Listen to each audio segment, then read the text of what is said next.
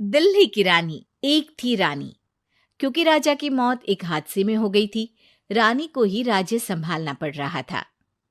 रानी का नाम था रानी रश्मिवती। रानी ईमानदार थी और प्रजा की सेवा में लगी रहती थी। एक दिन उसके दरबार में 3 नौजवान आए, रमेश, सुरेश और दिनेश। कहो, क्या सहायता कर सकती हूँ मैं तुम्हारी? हम आपके दरबार में काम करना चाहते हैं ताकि जनता की सेवा कर सके। लेकिन अभी तो तुम्हारी उम्र बहुत छोटी है। तुम लोगों को तो अभी अपनी पढ़ाई पर ध्यान देना चाहिए। हमारा मन पढ़ाई में नहीं लगता। माता पिता को लगता है कि हम किसी के लायक नहीं है और हम साबित करना चाहते हैं कि हम लायक हैं। उत्साह बहुत अच्छा है, मगर अभी उम्र कच्ची है तुम लोगों की। अरे उम्र से क्या होता है रानी जी? शास्त्रों में लिखा है कभी किसी के ज्ञान को उसकी उम्र के आधार पर नहीं देखना चाहिए। बात तो सही है तुम्हारी। और अगर सच में तुम अगर ये संकल्प करके आए हो कि तुमको यहाँ काम करना है, तो पहले परीक्षा देनी पड़ेगी। 3 परीक्षा। एक शारीरिक परीक्षा, एक बुद्धि की परीक्षा और एक देशभक्ति की परीक्षा। और ये क्या है? वो मंत्री महोदय तुम्हें समझा देंगे। हमारे पास समय नहीं है। अगर तुम लोग तैयार हो तो बताओ। हाँ हाँ, हम तैयार है किसी भी परीक्षा के लिए। मैं भी तैयार हूँ कुछ भी कर गुजरने के लिए। तो ठीक है मंत्री जी, आप इन तीनों की परीक्षा कल से ही शुरू कर दीजिए। जो आज्ञा रानी साहिबा। अगले दिन से ही तीनों की परीक्षा शुरू हो जाती है। पहले शारीरिक परीक्षा, यानी किस में कितना है दम, ये देखेंगे हम। क्योंकि शरीर में दम होगा तभी तो प्रजा की सेवा में दम लगा पाओगे। हमें क्या करना होगा?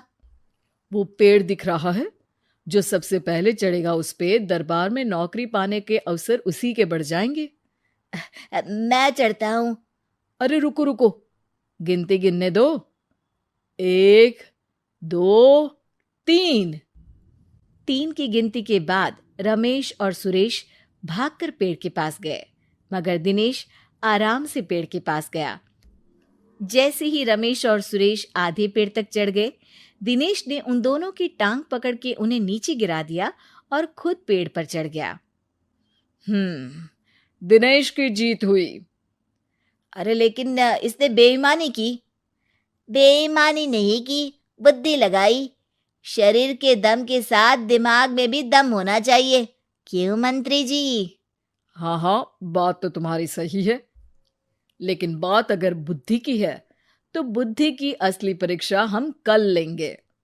शाम को जाकर मंत्री रानी को सब बता देते हैं। यानी दिनेश उन सब में ज्यादा होशियार है। जी रानी साहिबा। अगले दिन तीनों की बौद्धिक परीक्षा का समय होता है। आज हमें क्या करना है मंत्री जी? थोड़ा सब्र करो, कल जल्दबाजी में ही हारे थे तुम।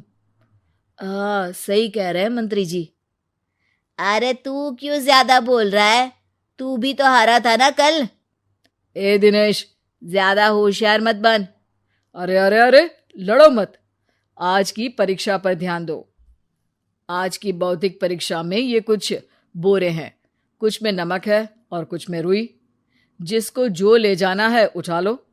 देखते हैं कि कौन जल्दी से कोई भी एक बोरा नदी के उस पार लेकर जाता है। समय शुरू होता है अब। तीनों बोरों की तरफ बढ़ते हैं। सुरेश, नमक की बोरी भारी है, ले जाने में मुश्किल होगी।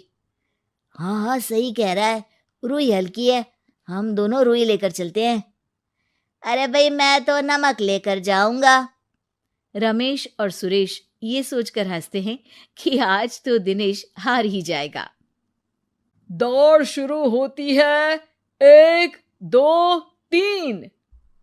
तीनों नदी की तरफ भागते हैं। रुई में वजन कम होने के कारण रमेश और सुरेश आगे निकल जाते हैं और दिनेश थोड़ा पीछे।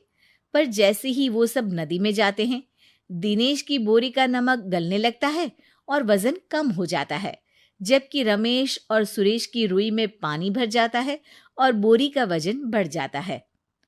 अरे ये इतनी भारी क्यों हो गई रमेश? अरे मुझे क्या पता, शायद जादुई बोरी है।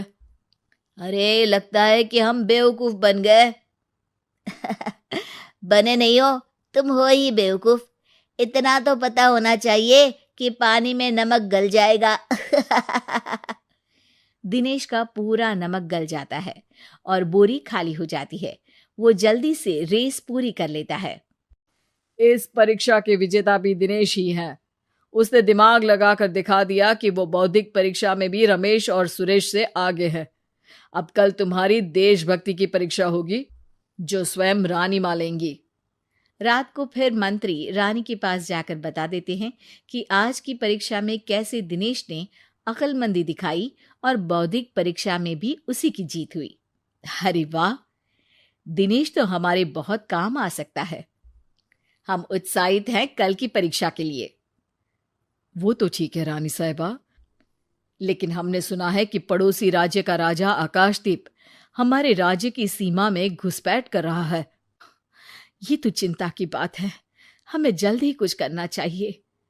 अगले दिन रमेश, सुरेश और दिनेश अपनी आखिरी देशभक्ति की परीक्षा के लिए दरबार में आते हैं।